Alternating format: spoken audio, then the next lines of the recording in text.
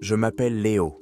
Ce que je vais vous raconter n'était pas censé être rendu public, mais après toutes ces années de silence, je pense que les gens ont le droit de savoir. Je ne suis ni un scientifique, ni un héros. Je suis juste un technicien qui s'est retrouvé au mauvais endroit, au mauvais moment, en train de traiter des données que j'aurais dû ignorer. Tout a commencé le 11 octobre 2012. À l'époque, je bossais au laboratoire de propulsion à réaction de la NASA à Pasadena, en Californie. Mon poste avait l'air ennuyeux, spécialiste du traitement des données géophysiques. En pratique, ça voulait dire que je passais des heures devant plusieurs écrans, à passer au crible des téraoctets d'infos brutes provenant de nos satellites et avions de recherche. Il s'agissait principalement de données sur l'Antarctique.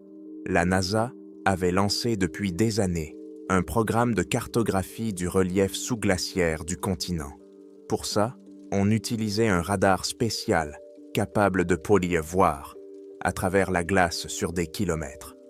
Ma tâche consistait à calibrer les données, à les nettoyer et à préparer les tableaux pour une analyse plus approfondie par des climatologues et des géologues. C'était un travail monotone, presque méditatif. Je passais 99% de mon temps à éliminer les artefacts causés par des dysfonctionnements de l'équipement, l'activité solaire ou les particularités de la glace elle-même. Ce jour-là, je bossais sur des données recueillies à bord d'un avion laboratoire qui avait survolé pendant plusieurs semaines l'une des régions les moins explorées de l'Antarctique orientale, les montagnes Gamburtsev. C'est une énorme chaîne de montagnes sous la glace, complètement cachée sous 3 à 4 kilomètres de glace. Elle a été découverte au milieu du XXe siècle, mais il n'existait toujours pas de carte détaillée du relief. Notre mission était de remédier à ça. Je traitais un nouveau bloc de données correspondant au secteur que nous avions provisoirement baptisé Plateau B. L'ordinateur construisait une maquette en 3D du relief sous la glace à partir des signaux radio réfléchis. D'habitude, l'image était un enchevêtrement chaotique de pics et de vallées, gris-bleu. J'étais sur le point de terminer le calibrage et d'envoyer le tableau plus loin dans la chaîne quand j'ai remarqué quelque chose de bizarre. À environ 3,5 km de profondeur, à la base du glacier, là où il touchait la roche, le radar a détecté une zone avec un coefficient de réflexion super élevé. C'était bizarre. La glace et la roche réfléchissent différemment les ondes radio. Mais ici, le signal était trop pur, presque comme le reflet d'une surface métallique parfaitement lisse. Ma première pensée a été qu'il s'agissait d'une erreur de l'équipement. J'ai lancé un diagnostic, vérifié les fichiers de calibrage, comparé les indicateurs avec les zones voisines. Tout était normal. L'équipement fonctionnait bien. J'ai alors décidé de reconfigurer manuellement la visualisation de cette zone spécifique, en augmentant le niveau de détail. Ce que j'ai vu à l'écran m'a fait reculer dans mon siège. Cela ne ressemblait pas à une formation géologique naturelle. Sur fond de sol rocheux irrégulier, un objet aux formes géométriques nettes, presque parfaites, se détachait. Il avait une forme allongée, en forme de cigare, avec des arêtes parfaitement droites, convergeant à un angle proche de la verticale. D'après les données, l'objet mesurait au moins 800 mètres de long et environ 100 mètres de large. J'ai passé encore 1 heure à essayer de trouver une erreur dans mes actions. J'ai revérifié les algorithmes de filtrage, modifié les paramètres de visualisation, mais le résultat restait le même. Sous 3,5 km de glace antarctique se trouvait un objet géant de forme régulière qui ne pouvait pas être créé par la nature. Il ne ressemblait pas à un rocher, à une structure cristalline ou à un lac gelé sous la glace. Il ressemblait à quelque chose qui avait été fabriqué. Selon les règles, j'aurais dû marquer l'anomalie avec un marqueur spécial et la transmettre au géologue. Mais je ne pouvais pas le faire. Regarder cet objet et simplement cocher « anomalie géologique » me semblait absurde. J'ai sauvegardé toutes les données sur un support sécurisé séparé et je suis allé voir mon supérieur direct, le docteur Alan Reed. Reed était un vieux briscard, sceptique jusqu'à la moelle. Il m'a écouté sans interruption, le visage impassible. Puis il m'a suivi en silence jusqu'à mon poste de travail. J'ai affiché le modèle 3D sur l'écran principal. Il l'a regardé pendant 5 minutes, zoomant et dézoomant, le faisant pivoter sous différents angles. Son silence était bien plus intense que n'importe quelle question. « T'as fait une simulation des interférences ?» demanda-t-il enfin, sans quitter l'écran des yeux. « Oui, monsieur, 3 fois. Ce ne sont pas des interférences. Le signal est stable sur plusieurs passages effectués à différents moments. Et la réflectivité ? Peut-être s'agit-il de gisements de minerai de fer à forte teneur en métal ou d'une météorite. Son ton était calme, mais je voyais qu'il passait rapidement en revue les différentes possibilités. Le coefficient de réflexion est uniforme sur toute la surface de l'objet, répondis-je. Ce n'est pas typique d'un gisement minéral. En plus, la forme. Les angles sont presque parfaits. La nature ne crée pas de lignes aussi droites sur des centaines de mètres. Reed resta silencieux un moment, tapotant la table du bout des doigts, puis il me regarda. « Léo, verrouille l'accès à ces fichiers. Mets-les en cryptage maximal. Pas un mot à personne, tu m'as compris ? À personne. J'ai des coups de fil à passer. Ce jour-là, je suis rentré du boulot avec un sentiment étrange. C'est une chose de lire des énigmes sur Internet, mais c'en est une autre de voir sur son écran de travail quelque chose qui ne devrait pas exister. 2 jours plus tard, le docteur Reed et moi avons été convoqués à une réunion urgente. Elle n'a pas eu lieu dans la salle de réunion habituelle, mais dans une salle de conférence sécurisée dans l'aile administrative où un accès spécial était nécessaire. Outre nous, il y avait 3 autres personnes. La directrice de notre département, le docteur Evelyn West, le chef de la sécurité du laboratoire, un ancien militaire nommé Carter et une autre personne que je n'avais jamais vue auparavant. On m'a présenté comme Monsieur Graves de Washington. Il n'a pas précisé quelle agence il représentait, mais il dégageait une impression d'autorité et de calme absolu. On m'a demandé de présenter mes découvertes. J'ai affiché à nouveau les données sur le grand écran et j'ai expliqué méthodiquement, étape par étape, tout ce que j'avais fait. J'ai parlé du calibrage, du signal anormal, des vérifications et de la visualisation finale. Personne ne m'a interrompu. Il régnait un silence de mort dans la salle. Quand j'ai fini, Graves a parlé le premier. Quelle était la probabilité d'une erreur matérielle en pourcentage ? Sa voix était calme et sans émotion. Vu les multiples passages et la stabilité du signal, je dirais que la probabilité d'une erreur technique est inférieure à 1%, ai-je répondu. Et la probabilité d'une erreur logicielle lors du traitement des données ? Pratiquement nulle. J'ai utilisé des algorithmes standards qui ont été testés plein de fois. En plus, j'ai revérifié les données du brut à la main. Même résultat. Le docteur West, notre directrice, s'est tourné vers Reed. « Alan, ton avis en tant que géologue ?» Reed secoua la tête. « Je n'ai jamais rien vu de tel. La forme, les dimensions, l'uniformité de la surface réfléchissante, ça ne correspond à aucun modèle géologique connu.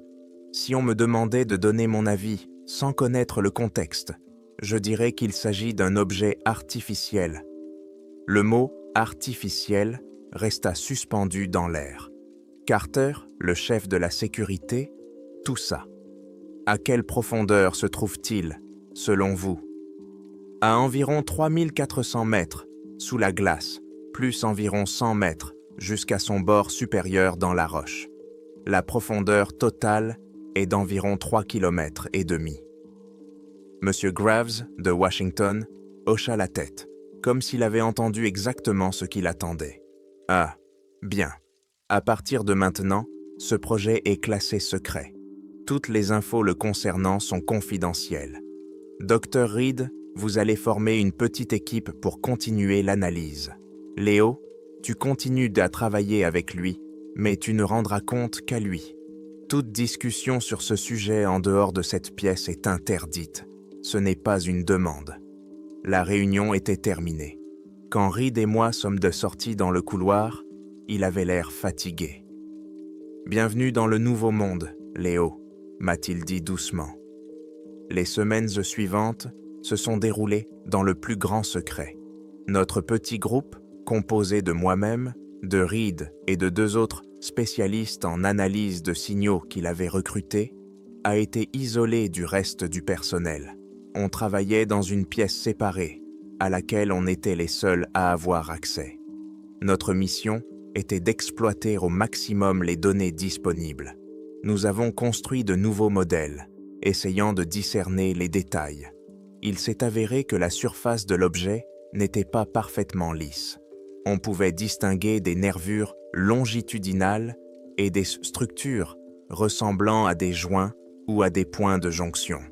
Mais la résolution du radar était insuffisante pour comprendre de quoi il s'agissait. On a aussi analysé les données des magnétomètres et des gravimètres qui se trouvaient à bord de l'avion. Et là, une autre surprise nous attendait. L'objet créait une anomalie gravitationnelle à peine perceptible, ce qui indiquait une masse et une densité énormes, bien supérieures à celles des roches environnantes. Mais les magnétomètres restaient silencieux. L'objet ne générait pas de champ magnétique, ce qui était bizarre pour une structure métallique aussi énorme, comme on le pensait. Au début du mois de novembre, le Dr. Reed nous a dit que Washington avait pris une décision. Ils allaient utiliser un des satellites militaires équipé d'un scanner gravitationnel super sensible de nouvelle génération pour obtenir une carte plus détaillée de l'anomalie. Ça voulait dire que l'armée était dans le coup. L'ambiance devenait de plus en plus pesante. On n'était plus des scientifiques en pleine découverte. On était des rouages dans une machine bizarre mise en marche par notre trouvaille. Les données du satellite sont arrivées 3 semaines plus tard. Carter les a apportées en personne sur un disque sécurisé. Ce que nous avons vu a définitivement dissipé tous nos doutes. La carte gravitationnelle, à très haute résolution, ne montrait pas simplement un objet allongé. Elle montrait toute une structure. Le cigare, qu'on avait découvert en premier, n'était qu'un élément parmi d'autres. D'autres structures plus fines partaient de lui à angle droit, formant quelque chose qui ressemblait à un gigantesque réseau ou à une armature couvrant plusieurs kilomètres carrés. Et au centre de toute cette construction, le gravimètre a détecté une zone de densité anormalement faible. Un vide, de forme parfaitement sphérique. Ce soir-là, le Dr. Reed nous a réunis dans notre laboratoire. Il semblait plus vieux que son âge. « Ils ont pris une décision », a-t-il dit sans préambule. « Une expédition de forage va être organisée. Ils ont l'intention de l'atteindre. » Il a marqué une pause, nous regardant tour à tour. « J'ai été nommé conseiller scientifique pour la première phase. Léo, ils veulent que tu y ailles, aussi. Tu connais mieux que quiconque les données de base et tu pourras ajuster le processus sur place. Officiellement, il s'agira d'une mission de forage en profondeur pour prélever des échantillons de glace reliques. » Il m'a regardé droit dans les yeux. « Je ne peux pas te forcer, tu peux refuser, mais si tu acceptes, tu ne pourras plus faire marche arrière. » Je regardais le modèle en 3D sur l'écran. Cet objet incroyable, impossible, caché sous des kilomètres de glace sur le continent le plus froid et le plus désert de la planète. Je n'étais pas un aventurier, mais j'étais le spécialiste qui avait lancé cette histoire, et je devais voir comment elle se terminerait. « J'accepte », ai-je répondu. À ce moment-là, je ne savais pas que cette décision était la plus grosse erreur de ma vie. Je pensais qu'on volait vers la plus grande découverte de l'histoire de l'humanité. Mais en réalité, On volait vers ce qui devait rester à jamais enfoui sous la glace. La préparation de l'expédition a pris un peu plus d'1 mois et s'est déroulée dans le plus grand secret. Cette période ressemblait à un film d'espionnage, sans aucune touche romantique. Nous, moi, le docteur Reed et 5 autres ingénieurs foreurs que je voyais pour la première fois, avons été rassemblés à la base militaire d'Edwards, en Californie. On a suivi des cours intensifs de survie en conditions extrêmes, une formation médicale et de longues heures de briefing sur les consignes de sécurité. Chacun de nous a signé au moins une douzaine de documents de confidentialité, chacun prévoyant une peine d'emprisonnement à perpétuité en cas de violation. J'ai dit à ma famille et à mes potes que je partais en mission longue durée dans le nord du Canada pour calibrer un nouvel équipement radar. Mentir m'était facile, mais ça me laissait un goût amer. Le 24 novembre 2012, on nous a embarqués dans un avion de transport militaire C-17. Il n'y avait pas de hublot à l'intérieur, juste des rangées de sièges austères le long des parois et le vrombissement des 4 moteurs. Outre notre groupe, il y avait à bord une vingtaine de soldats en tenue de camouflage hivernal, sans un signe distinctif. Ils ne parlaient ni avec nous, ni entre eux. Ils étaient commandés par ce même Major Cross que j'avais vu lors de la réunion. Il nous a donné quelques instructions avant le décollage. Le vol allait durer plusieurs heures. La destination finale était top secrète. Toutes les questions devaient lui être adressées. On a volé pendant ce qui m'a semblé être une éternité. Après plusieurs ravitaillements, en vol et un atterrissage sur une île déserte au milieu de l'océan, où on n'était même pas sorti de l'avion, on a enfin commencé à descendre. Quand la rampe s'est ouverte, une lumière blanche aveuglante et un courant d'air glacial ont envahi la cabine. On était en Antarctique, mais ce n'était pas la station McMurdo ni aucune autre base connue. Autour de nous, à perte de vue, s'étendait un désert de glace parfaitement plat sous un ciel bas et blanchâtre. À quelques centaines de mètres de notre avion, on apercevait un campement temporaire qui ressemblait plus à un site industriel qu'à une station scientifique. Le camp, qui avait reçu le nom impersonnel de Poste Fixe 7, était composé de plusieurs dizaines de modules d'habitation et techniques reliés entre eux. Au centre se dressait une énorme tour de forage, entourée de grues, de générateurs et de piles d'équipements. Tout ça avait été transporté ici au cours des dernières semaines, grâce à un effort titanesque de l'aviation militaire. L'ampleur de l'opération était impressionnante. Il était clair que le gouvernement avait investi des ressources colossales dans ce projet. Il ne s'agissait pas simplement d'étudier une anomalie. Il voulait suite récupérer ce qui se cachait sous la glace. On nous a installés dans un module d'habitation. Les conditions étaient monospartiates. Des lits superposés, une petite table, des toilettes communes. Tout était réglé comme du papier à musique. Réveil, couvre-feu, repas. Tout était programmé. Le Major Cross nous a rassemblés le premier soir dans la salle à manger. « Bienvenue au poste 7 », a-t-il dit en nous regardant tous d'un air sévère.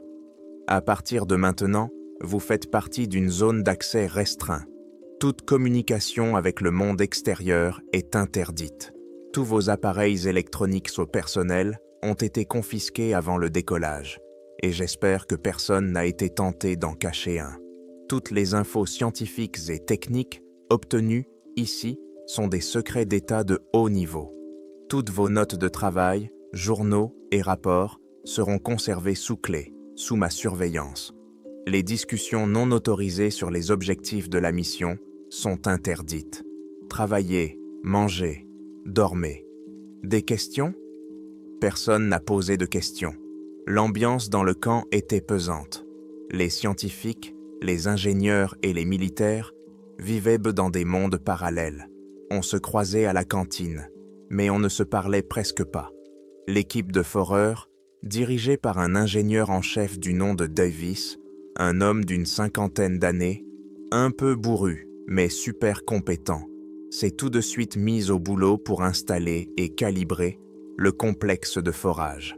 Ce n'était pas une foreuse mécanique ordinaire, c'était une foreuse thermique, un énorme engin qui devait faire fondre la glace avec sa pointe chauffée à blanc, tout en pompant l'eau fondue et en renforçant les parois du puits. Mon boulot et celui du Dr Reed, c'était de faire le suivi scientifique. On a installé notre équipement dans un module séparé, relié par des câbles directement à la salle de contrôle de forage. Les écrans de notre module affichaient tous les paramètres du processus, la température de la tête de forage, la vitesse de forage, la composition chimique de l'eau pompée et, surtout, les données des radars et des sonars installés sur la foreuse elle-même. Je devais comparer ces données en temps réel avec ma carte initiale pour guider la foreuse vers sa cible. Le forage a commencé le 1er décembre. Le rugissement des générateurs est devenu le bruit de fond permanent de notre vie au poste 7. La foreuse s'enfonçait lentement, mètre après mètre, dans la carapace de glace. Les premiers centaines de mètres ont été parcourus rapidement. La glace était relativement jeune et malléable. On arrêtait régulièrement le processus pour extraire des carottes de glace à analyser. C'était un travail de routine pour le Dr Reed. Il étudiait les couches pour déterminer l'âge de la glace, la présence de cendres volcaniques et la composition des bulles d'air emprisonnées à l'intérieur. Tout se passait comme prévu. Les problèmes ont commencé à environ 2200 mètres de profondeur. La vitesse de forage a brusquement chuté. La température de la tête de forage a dû être augmentée au maximum, mais le forêt avançait péniblement. Davis, l'ingénieur en chef, passait ses journées dans son module, essayant de comprendre la cause du problème. L'analyse de la glace à cette profondeur a révélé quelque chose de bizarre. Sa structure avait changé. Elle était devenue incroyablement dense et dure, presque comme du quartz. Le Dr Reed a passé plusieurs jours dans son labo improvisé à analyser les carottes prélevées à cette profondeur. Un soir, tard, il m'a appelé. Il était debout devant le microscope, l'air perplexe et inquiet. « Léo, regarde ça », m'a-t-il dit à voix basse. J'ai regardé dans l'oculaire. Sur la lame, il y avait une fine tranche de glace. Je n'étais pas un expert, mais même moi, j'ai vu que c'était bizarre. D'habitude, les cristaux de glace ont une structure aléatoire, même si elle est hexagonale à la base. Ici, tous les cristaux étaient exactement pareils, des hexagones parfaits, assemblés en un réseau impeccable, comme les alvéoles d'une ruche. « Ça n'existe pas dans la nature », a murmuré Reed. « Un tel degré d'ordre n'est possible que lors d'un gel ultra rapide, sous une pression énorme et parfaitement uniforme. » Mais ce n'est pas tout.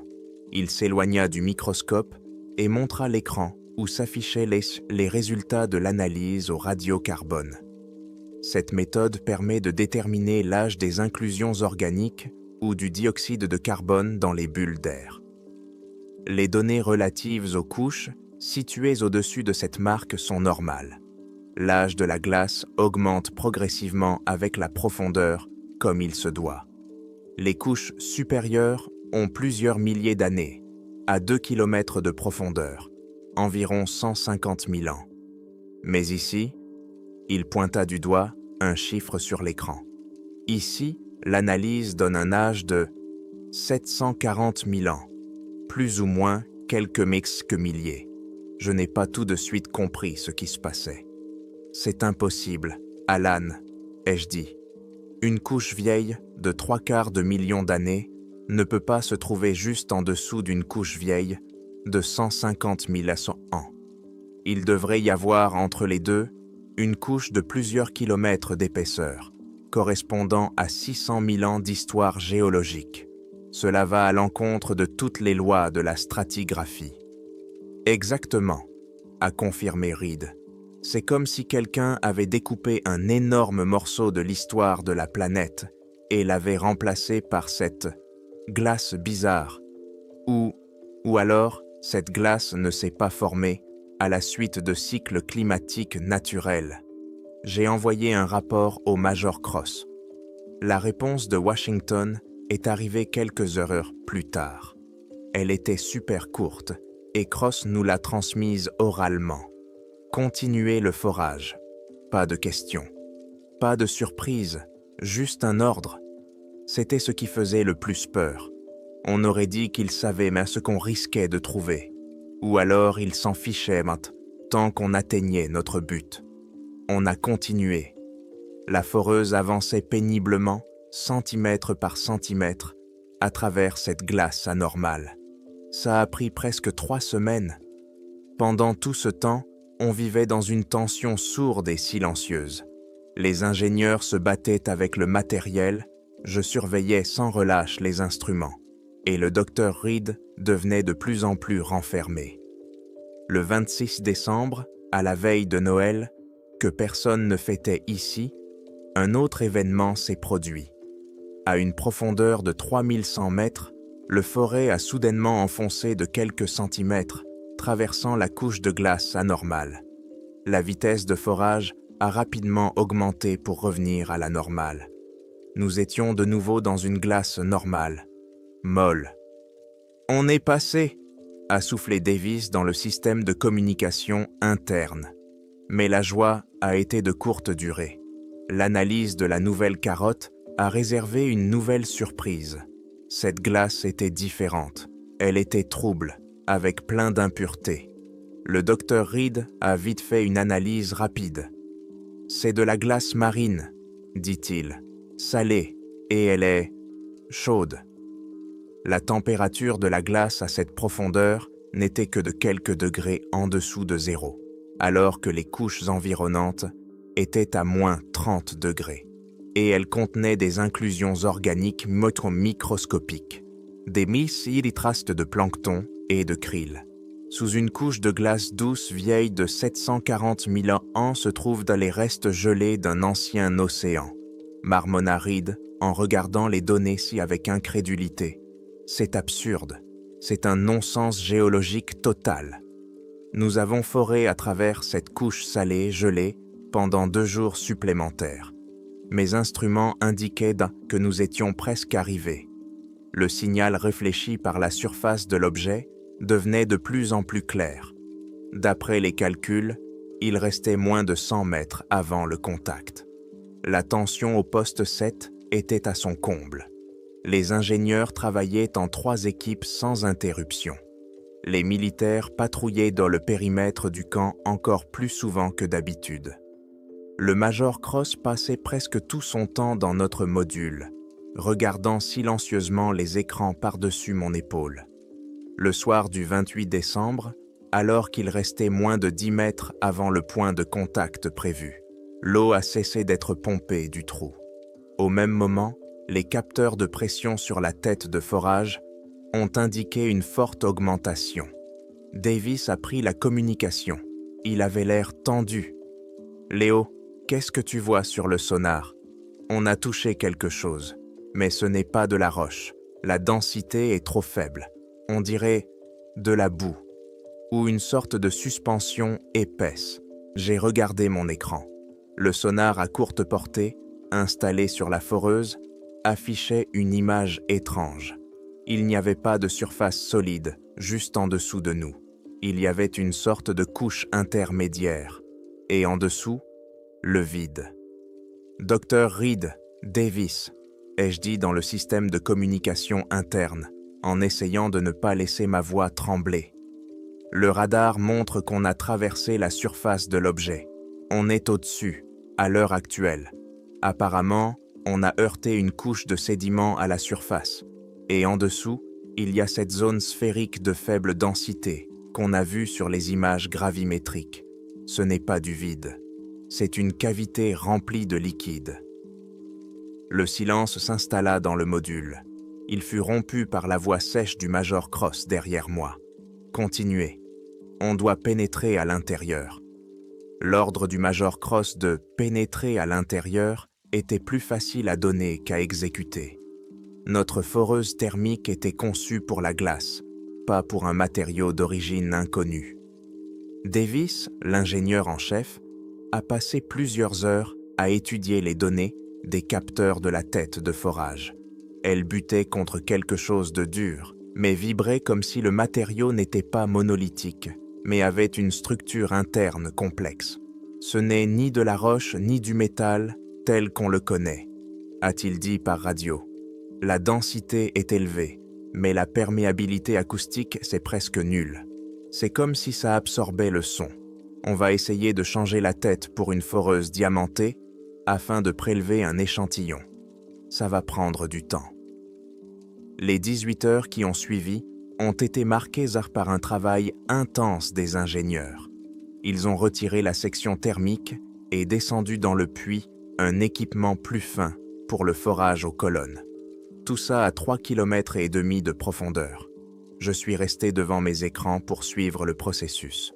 Le Dr Reed regardait en silence les données sur la composition chimique de cette couche de baumet limon sur laquelle on était tombé. Sa conclusion était de brève. Ce n'était pas du limon. C'était un mélange complexe de composés organiques et inorganiques, y compris des éléments qui n'existaient pas dans la croûte terrestre à une telle concentration.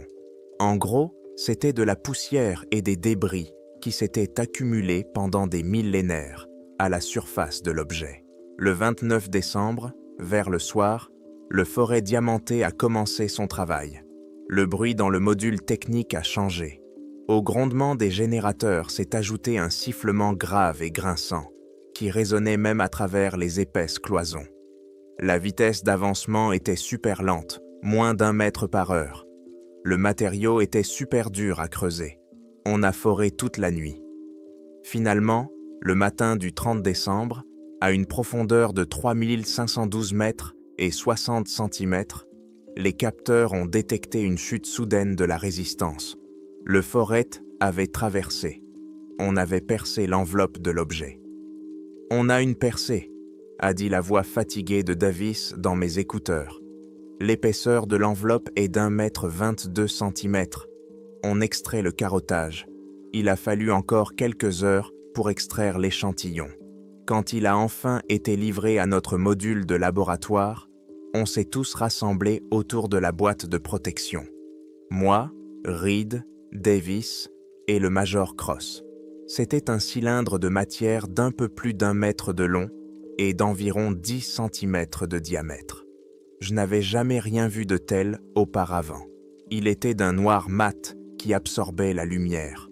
Au toucher, à travers les gants du manipulateur, il était chaud alors qu'il aurait dû être glacé. Sa structure n'était pas monolithique, mais alvéolaire, semblable à un nid d'abeilles. Mais les alvéoles n'étaient pas hexagonales. Elles avaient une géométrie plus complexe, fractale. Le matériau était incroyablement léger pour sa résistance. On ne peut pas déterminer sa composition avec les méthodes habituelles, a dit le Dr Reed après plusieurs heures d'essais infructueux. Il ne réagit pas aux acides, ne conduit pas l'électricité, et le spectromètre de masse donne des données qui n'ont aucun sens. On dirait qu'il est fait d'éléments qui n'existent pas dans le tableau périodique. Pendant que Reed se creusait la tête pour comprendre ce matériau, l'équipe de Davis préparait la prochaine étape de l'opération. À travers le trou qu'on avait fait, on devait descendre un mini-appareil de recherche en eau profonde, un petit drone équipé de caméras, d'un sonar et de manipulateurs pour prélever des échantillons. Il était descendu à l'aide d'un câble à fibre optique. J'étais assis devant le pupitre de commande. Ma tâche consistait à guider l'appareil à travers le trou et à commencer l'exploration de la cavité interne. L'un des écrans affichait l'image filmée par la caméra du drone. Les autres affichaient les données d'eau télémétriques, profondeur, pression, température, composition chimique de l'environnement. Le drone est entré dans la cavité. La caméra a montré une obscurité totale en dehors du faisceau de ses puissants projecteurs. La télémétrie l'a confirmé. On était dans un liquide. La pression était énorme, mais la température était stable, autour de plus 4 degrés Celsius. L'eau ne gelait pas à cause de la pression énorme. Le docteur Reed a prélevé un échantillon du liquide environnant à l'aide du manipulateur du drone.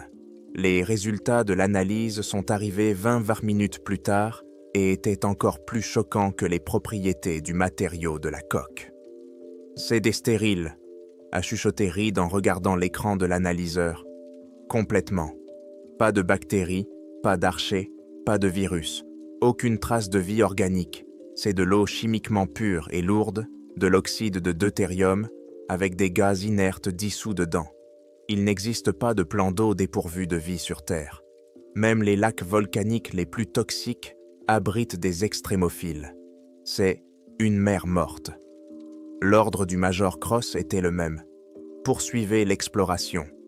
Je commençais à descendre lentement le drone dans les profondeurs. Le faisceau du projecteur ne faisait que scintiller dans l'obscurité, révélant d'innombrables particules en suspension qui ressemblaient à de la neige. Le sonar à longue portée dessinait sur mon écran les contours d'un espace sphérique gigantesque. Selon les premières estimations, son diamètre était d'au moins 500 mètres. On était tout près du seul plafond de cette sphère. J'ai dirigé le drone vers le centre de la cavité, avançant lentement dans une eau visqueuse et morte. Heure après heure, j'ai guidé l'appareil à travers cette obscurité infinie. Le seul bruit dans notre module était le léger bourdonnement de l'équipement et ma propre respiration. De temps en temps, je dirigeais la caméra vers le haut. La surface intérieure de l'enveloppe n'était pas lisse. Elle y était couverte d'un motif géométrique aussi complexe que celui du matériau du noyau, mais à une échelle gigantesque. Le motif s'étendait depuis notre ouverture en cercle concentrique. On aurait dit qu'on avait percé un trou dans le microprocesseur de quelqu'un. Quand le drone a atteint environ la moitié du chemin vers le centre de la sphère, le sonar a détecté un nouvel objet. Il était juste devant nous. C'était une autre sphère, beaucoup plus petite, d'environ 30 mètres de diamètre. Et d'après les indications, elle ne reposait pas au fond. Elle flottait, immobile, suspendue exactement au centre géométrique de la grande cavité. « Qu'est-ce que c'est » demanda Davis en se penchant par-dessus mon épaule. « Je ne sais pas » répondis-je. Les capteurs gravitationnels du drone sont en folie. Il y a une zone d'anomalie gravitationnelle locale autour de cette petite sphère. C'est comme si elle se maintenait elle-même au centre. Aucun câble, aucun champ de force que nous puissions détecter. « Rapprochez l'appareil » ordonna Cross. J'obéis. À mesure que nous nous approchions de la sphère intérieure, ses contours devenaient de plus en plus nets dans le faisceau du projecteur. Sa surface était différente. Pas noire et alvéolée comme l'enveloppe extérieure, mais lisse, miroitante, avec des reflets métalliques irisés. Elle reflétait parfaitement la lumière de notre drone, créant d'étranges reflets dans l'obscurité. Il restait environ 50 mètres jusqu'à la sphère. C'est alors que les problèmes ont commencé. D'abord, le capteur de température s'est mis à faire des siennes, affichant tantôt 0 absolu, tantôt plusieurs milliers de degrés.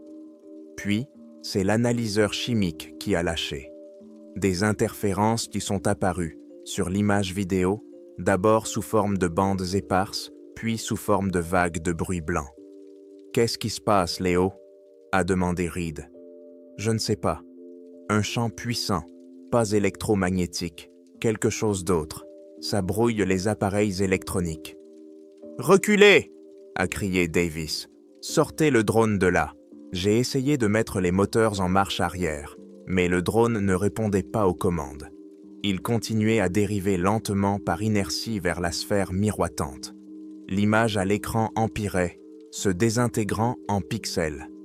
Mais à un moment donné, alors que la caméra fonctionnait encore, le faisceau du projecteur a glissé sur la surface de la sphère sous un angle parfait. Pendant une fraction de seconde, la surface miroitante a disparu, et j'ai vu qu'en fait, Elle était entièrement recouverte d'un motif incroyablement complexe et en mouvement. Ce n'étaient bien pas des symboles gravés. Cela ressemblait à des milliards de détails microscopiques qui se déplaçaient constamment, se réorganisant en nouvelles configurations encore plus complexes. Ce n'était pas un objet, c'était un mécanisme. Puis, l'écran s'est éteint. La connexion avec le drone a été coupée. La télémétrie a disparu. Le même message s'affichait sur tous les écrans. Signal perdu. On était assis dans un silence total. 15 secondes plus tard, une voix calme et amplifiée par l'électronique retentit dans le haut-parleur. Ce n'était ni celle de Cross, ni celle de Reed. Elle provenait d'un bloc de communication spécial avec Washington qui était resté silencieux jusqu'à présent. La mission passe à la phase suivante, dit la voix impersonnelle. La tâche consiste à prélever un échantillon de matière à la surface de l'objet interne. Préparer la foreuse numéro 2 avec le manipulateur robotisé pour la descente. Santiago. Le docteur Reed se leva lentement de sa chaise. Son visage était blanc comme un linge. « Vous ne comprenez pas, » dit-il en s'adressant au haut-parleur impassible. « Vous ne pouvez pas faire ça. On ne sait pas ce que c'est. On vient de le provoquer et il a réagi. Toute intervention supplémentaire pourrait. » « Votre avis est pris en compte, docteur Reed, » l'interrompit la même voix calme. « Exécutez les ordres. » Le major Cross regarda Davis. « Ingénieur, vous avez entendu l'ordre. Commencez les préparatifs. » Davis acquiesça et sortit sans regarder aucun d'entre nous. Je fixais l'écran noir où, 1 minute auparavant, apparaissait une image d'un autre monde. Et pour la première fois depuis le début, je ne ressentais ni curiosité, ni inquiétude. J'ai ressenti de la peur. On n'était pas des explorateurs. On était des cambrioleurs qui essayaient d'ouvrir la boîte de Pandore sans avoir la moindre idée de ce qu'elle contenait. Et on venait de casser la clé dans la serrure. L'ordre de Washington n'était pas négociable. Le docteur Reed a essayé de protester, en faisant appel au bon sens et à la prudence élémentaire. Mais ses arguments se sont heurtés au mur du protocole militaire incarné par le major Cross. « Nous exécutons les ordres, docteur », était sa seule réponse. L'impuissance et la colère sur le visage de Reed en disaient maintenant plus long que n'importe quel discours. Il savait que la science avait atteint ses limites. Une intervention brutale et musclée commençait. La préparation de l'installation numéro 2 prit presque une journée. C'était une structure encombrante et effrayante. En fait, ce n'était pas juste une foreuse, mais un gros complexe robotisé descendu sur un câble renforcé. À son extrémité, il n'y avait pas un forêt, mais un manipulateur puissant avec plusieurs degrés de liberté, équipé d'un coupeur plasma et d'un outil pour prélever des échantillons de matériaux super durs. Le simple fait qu'un équipement aussi spécialisé se trouve dans notre poste isolé indiquait que ceux qui avaient planifié cette mission avaient envisagé un tel scénario. Ils étaient prêts à ouvrir l'objet par la force. Pendant que les ingénieurs de Davis installaient dans le nouveau complexe, ma tâche consistait à surveiller en permanence la situation à l'intérieur de la sphère. Les premières heures qui ont suivi la perte de notre drone, tout était calme. La cavité restait sombre et silencieuse. Puis, les changements ont commencé. D'abord à peine perceptibles, puis de plus en plus évidents. La température a été la première à changer. Lentement mais sûrement, elle a commencé à monter. 4 degrés Celsius, 5, 6. Toutes les demi-heures, elle augmentait de près d'1 degré. « Ce n'est pas possible », marmonnait Reed en regardant les graphiques sur mon écran. « Il n'y a aucune source d'énergie. Le liquide ne peut pas se réchauffer tout seul. Cela enfreint la 2e loi de la thermodynamique. D'où vient cette chaleur ? » Pas de réponse. Quand les ingénieurs ont été prêts à descendre le robot, la température à l'intérieur de la sphère avait atteint 12 degrés. C'était encore froid, mais le réchauffement anormal continuait. Et puis, il y a eu un bruit. Les hydrophones qu'on avait descendus dans le puits n'avaient enregistré qu'un silence absolu jusqu'alors.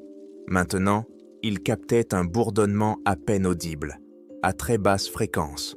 Il était à la limite de la perception humaine, mais les appareils l'enregistraient clairement. Ce n'était pas un bruit chaotique, mais un motif complexe et rythmé. C'était comme si nous écoutions les battements du cœur de quelque chose d'énorme. C'est la sphère interne, ai-je dit en affichant l'audiogramme sur l'écran principal. La source du son se trouve là. Le mécanisme que j'ai vu, il s'est activé. Personne n'a rien dit. Les ingénieurs avaient pas l'air sombre.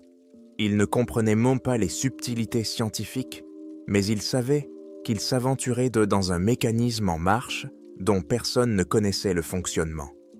Le Major Cross se tenait derrière moi, le visage impassible. « Commencez la descente », a-t-il ordonné. Le lourd manipulateur descendit lentement dans le trou. Il lui fallut plus d'1 heure pour atteindre la cavité interne. Pendant tout ce temps, le grondement s'intensifia et la température monta à 18 degrés. L'équipement fonctionnait déjà à la limite des températures nominales. Enfin, la caméra du manipulateur pénétra dans la cavité.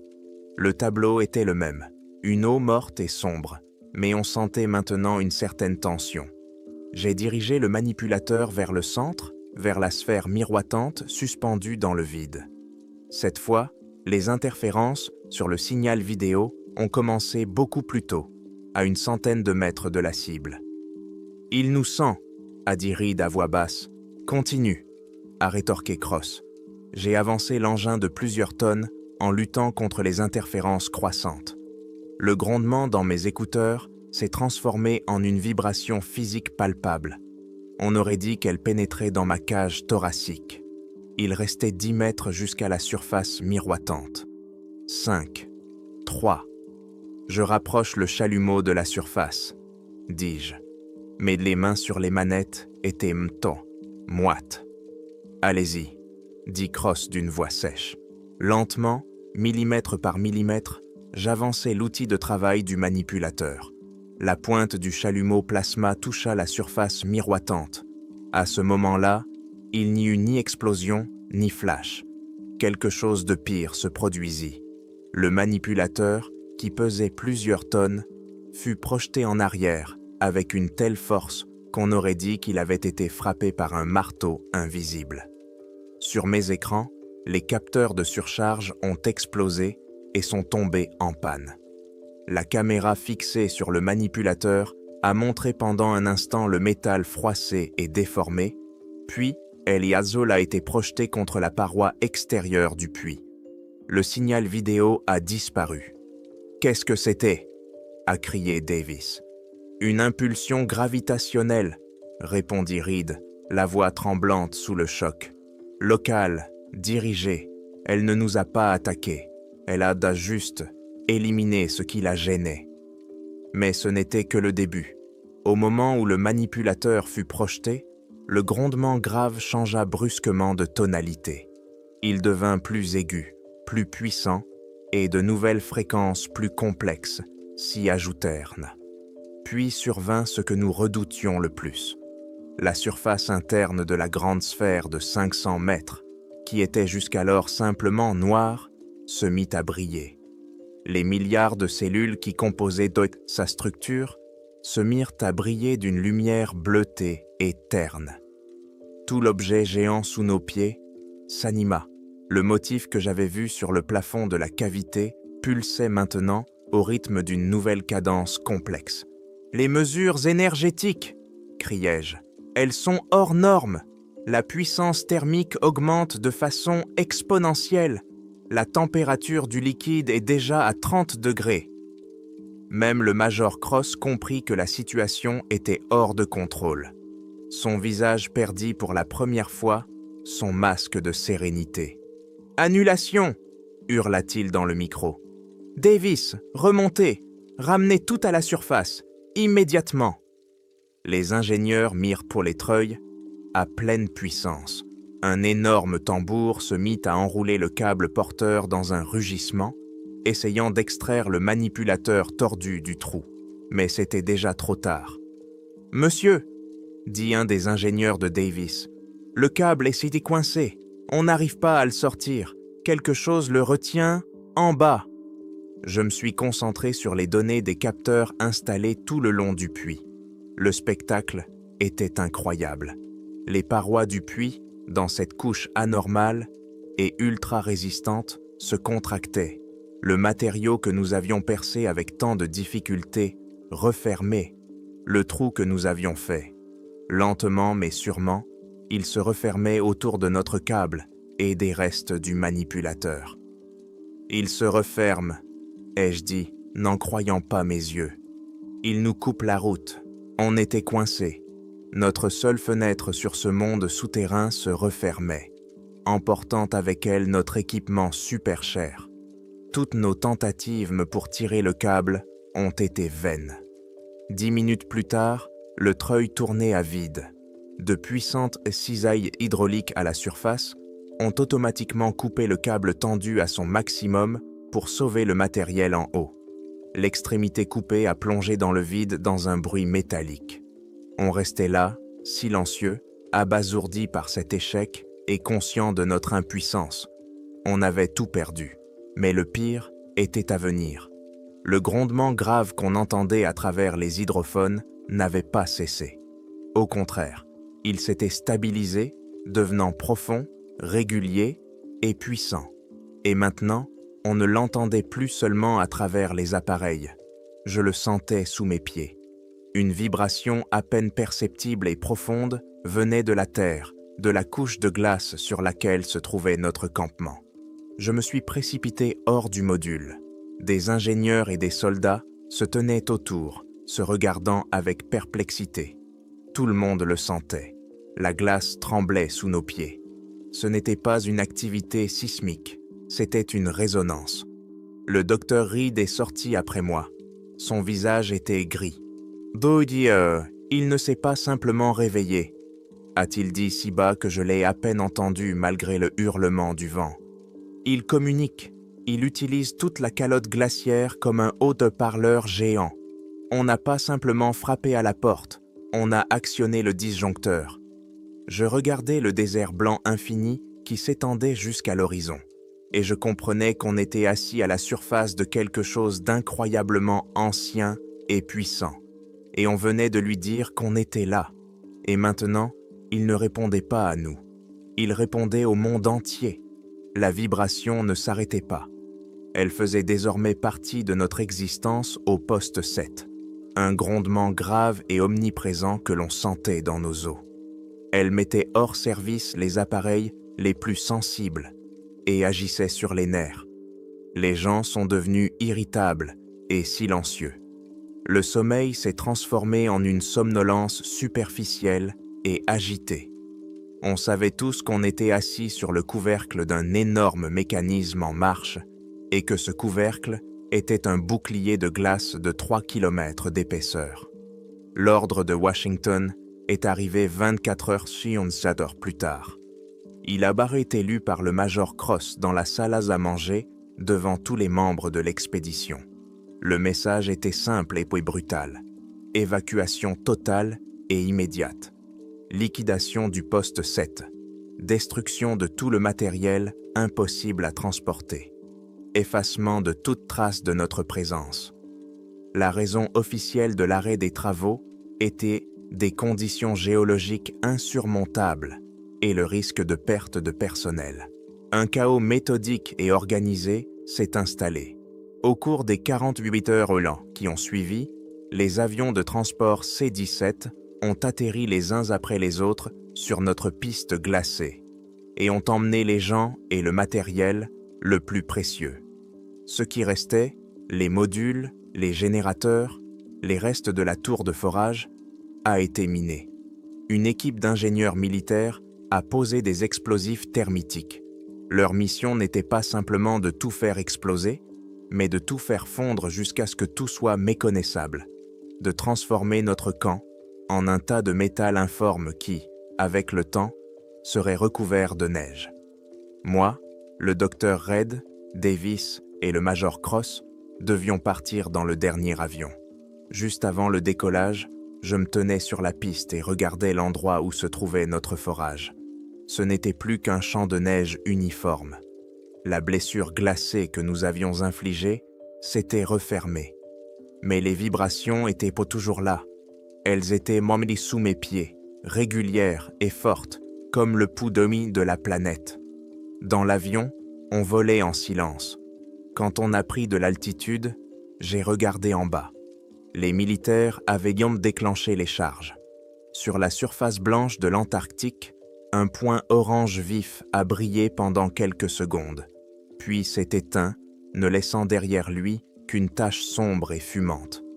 On effaçait nos traces comme des criminels. On ne nous a pas ramenés chez nous.